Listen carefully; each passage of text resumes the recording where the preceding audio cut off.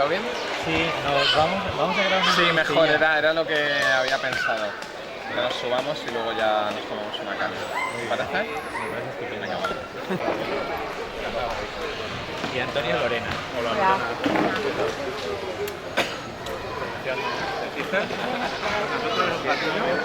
Antonio Cota es el Special One. Es lo que es. El Special One de Izquierda Unida aquí, que no es Izquierda Unida. El coaching de Esquerra Unida.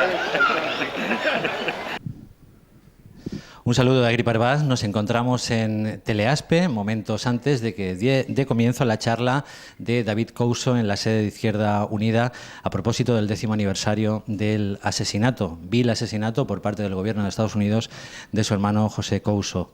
David Couso es activista social, un hombre comprometido, miembro de diversas plataformas, entre Pobles, ATAC, y si su cláusula de rescisión se lo permite, pues pronto lo ficharemos también para Discapacidad en Marcha. David, buenas tardes. Hola, buenas tardes, Agripa. 10 años del asesinato de tu hermano por parte, además aquí hay responsables con nombres y apellidos, el gobierno de los Estados Unidos, 10 años.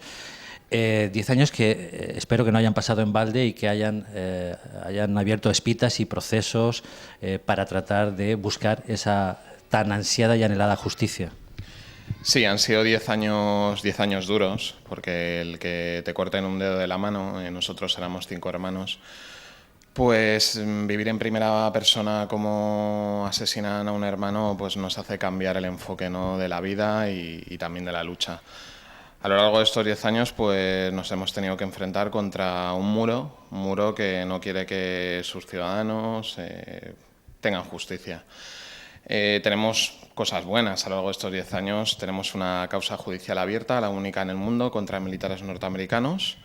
Hemos llorado porque somos seres humanos y lloramos, evidentemente, pero estamos sacando cosas buenas de esta lucha después de 10 años. Yo recuerdo, y permitirme que pues aporte un pequeño anecdotario personal, recuerdo algunas muertes y precisamente lo que estaba haciendo y lo que en ese momento dejé de hacer. Me acuerdo perfectamente de la muerte de Camarón de la Isla, me acuerdo perfectamente de la muerte de Freddie Mercury y me acuerdo perfectamente de lo que estaba haciendo y dejé de hacer cuando me enteré de la muerte de tu hermano, de José Couso, cuando estaba informando de la guerra de Irak, haciendo tándem con John Sistiaga. Pues hay huellas que son imborrables y que solamente podemos anhelar o ansiar o buscar esa justicia si no se produce el olvido, claro. Claro, ¿no? Sobre todo además es que lo que ellos tratan es de que nos olvidemos, ¿no? Nosotros, en el enfoque que le hemos dado a la búsqueda de justicia por José, nunca hemos hecho una lucha partidista, no hemos hablado única y exclusivamente de José, de mi hermano, sino que lo hemos relacionado en el contexto en el que se desarrolló ese asesinato. Lo relacionamos pues con esa esa cifra horrible de cerca de 1 millón de víctimas civiles que ha generado la invasión ilegal contra Irak. Cómo hay 4 señores a día de hoy, porque todo el mundo piensa que es el famoso trío de las Azores, pero no, es el cuarteto, el señor Bush, Blair, Aznar, y uno que siempre se le olvida a todo el mundo, el señor Durão Barroso, ese que nadie elige y a día de hoy continúa dirigiendo la Comisión Europea. Pues nos hemos dado cuenta que, por ejemplo, hablar de José es ponerle cara y nombre a esos anónimos, es ponerle datos de todas las muertes y las injusticias que ha generado, ¿no? Evidentemente nos ha cambiado la vida después de 10 años, ¿no? Pero nosotros lo tenemos claro, preferimos cambiar esas lágrimas o esas palmaditas en la espalda que aceptan algunos y algunas y transformarla en lucha, que da muchos frutos porque luchar merece la pena. Supongo, me consta que habéis recibido muchísimas adhesiones por parte del poco corporativista, en ocasiones, gremio del periodismo, el gremio de los periodistas. Lo que está clarísimo es que no habéis gozado en absoluto de ningún parabién por parte del gobierno de Aznar ni del gobierno Zapatero, que han torpedeado en todo momento cualquier tipo de búsqueda de esa justicia de la que estamos hablando continuamente. Sí, bueno, ya a las pocas horas de que asesinaran, pues yo recuerdo la imagen de un presidente de este país que se supone que tiene que responder ante sus ciudadanos, ¿no? Independientemente de que le hayan votado o no, y viendo cómo desde su escaño en el Congreso de los Diputados, con esa cara de pusilánime, de para mí chupatintas, cómo veía a sus compañeros delante de su escaño sacando fotos de José y recordándole que no había condenado el ataque al Hotel Palestina ni condenado el asesinato de mi hermano, ¿no? Por parte del PP lo único que encontramos pues, fue una carta de ajuste. Y por parte del PSOE, cuando estuvo en la oposición, pues palmaditas en la espalda, a las que se hacía mención antes, condenó el ataque al Hotel Palestina, condenó el asesinato de mi hermano, pero pudimos ver algo que sospechábamos ya en el ambiente familiar y en el ambiente de la asociación, que nos estaban engañando. Gracias a la filtración de los cables de Wikileaks, sabemos cómo una vicepresidenta primera del Gobierno, un ministro de Justicia, un ministro de Asuntos Exteriores, el fiscal general del Estado y el fiscal en jefe de la Audiencia Nacional conspiraban, trabajaban para el enemigo, haciendo viajes a Estados Unidos para reunirse con sus homólogos y torpedear la búsqueda de justicia de mi familia. Además, hay que sumar también los vuelos irregulares, este tipo de prácticas que se asemejan más a un Estado paramilitar o bananero que a un Estado de derecho. David, a día de hoy, en este 27 de junio del 2013, en ese proceso abierto, el único en el mundo, como nos recordabas anteriormente, al gobierno de los Estados Unidos, y además de una manera flagrante, con responsables identificados de ese atentado criminal, ¿en qué punto, en esa vía judicial o en esa farragosísima tramitación judicial estamos? Bueno, antes hacías alusión a que no debemos de olvidar. Para ponernos un poco en situación y utilizando el concepto de memoria, viendo que el gobierno del Partido Popular no interponía o no demandaba o no exigía una búsqueda de justicia para un compatriota, interpusimos una querella en la Audiencia Nacional el 27 de mayo del 2003, acusando de ser asesinos y criminales de guerra al sargento Gibson, al capitán Philip Wolford y al teniente coronel Philip de Camp, que eran los autores materiales en la escala de mando del disparo contra el Hotel Palestina. Eran autores confesos porque ellos testificaron una agencia de noticias belga, un canal de televisión belga, también salió publicada en la prensa escrita, donde reconocían que habían disparado al Hotel Palestina. Y bueno, pues a lo largo de estos 10 años hemos sufrido 2 intentos de archivación. En 2 ocasiones el Tribunal Supremo ha ordenado reabrir el caso.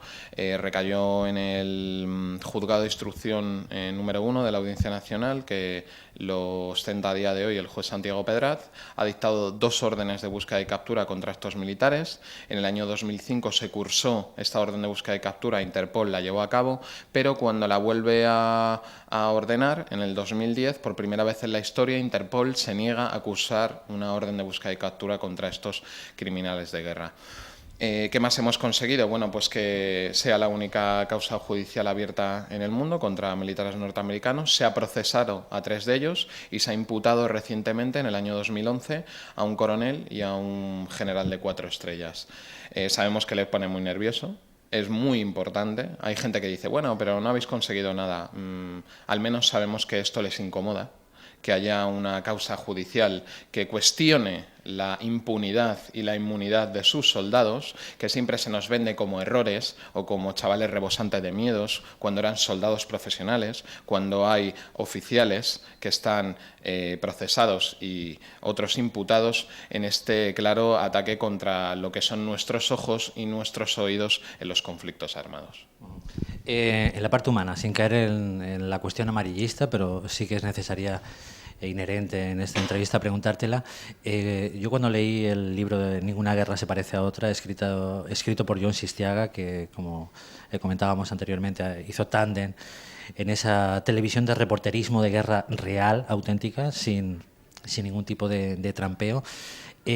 En el retrato que hacía de tu hermano, de José Couso, era el retrato no de esos corresponsales de guerra que se nos venden de cartón y piedra o de cartón piedra, sino bueno, pues personas sometidas a unos procesos y a unas circunstancias vitales fortísimas, tal vez también motivadas por elección propia, pero si no están ellos, ¿quién nos informa de este tipo de cuestiones? Ha habido una degradación además sé, y te lo pregunto por esta razón, porque te interesa especialmente todo el tema que tiene que ver con la intoxicación, la desinformación, etcétera. ¿Ha habido, según tu parecer, una degradación en esa búsqueda de la verdad o cuando menos de la veracidad en la profesión periodística en este tipo de conflictos armados? Hombre, siempre yo creo que, y sobre todo a día de hoy, que es cuando más vigente o más se nota, ¿no?, la profesión del periodismo. Evidentemente, yo creo que no puede ir asociada la palabra libertad de expresión o libertad de prensa con empresas periodísticas, ¿no? Creo que siempre va a haber una censura o un control de qué se puede o no publicar, ¿no? Atendiendo a los accionariados de los grandes medios de comunicación, pues veremos por qué en un determinado medio, por ejemplo en El País, nunca aparecerá una noticia contra Telefónica, ¿no?, cuando desglosando su porcentaje de acciones vemos que el 7% lo tiene Telefónica, ¿no? Evidentemente algo ha cambiado, ¿no? El control de la información es algo importante, no solo en el mundo de la política, sino en el mundo militar, porque que tu sociedad, que tu pueblo, que tus ciudadanos, esos que te votan, esos que consumen, no apoyen una guerra, pues hace que la puedas perder, no en el campo militar, porque a lo mejor puede que tengas alguna pérdida de batallas o alguna escaramuza, pero si tu población no respalda, puede que a lo mejor en las futuras elecciones o antes de que se produzcan estas, caiga un gobierno. Entonces, por eso vuelcan miles de millones de euros y de dólares en tener ese control de lo que puede o no salir. Tristemente, en esta profesión vemos cómo las puñaladas vuelan. O sea, es una profesión que está rodeada de egos, donde pues no hay una consolidación de la profesión del periodismo, ¿no? Es triste, pero bueno, con el caso de José vimos cómo hubo unas puntadas de hilo muy fina, ¿no?, cuando aquel 9 de abril del 2003 pues plantaron al señor Aznar, plantaron sus cámaras enfrente de la Embajada de los Estados Unidos y se identificaron con un compañero de profesión, ¿no?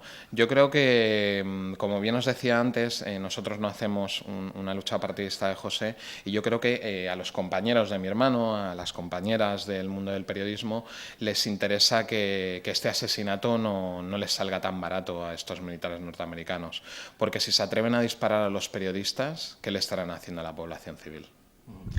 David, dejamos que te tomes serio antes de comenzar la charla. Ha sido un auténtico gustazo, compañero.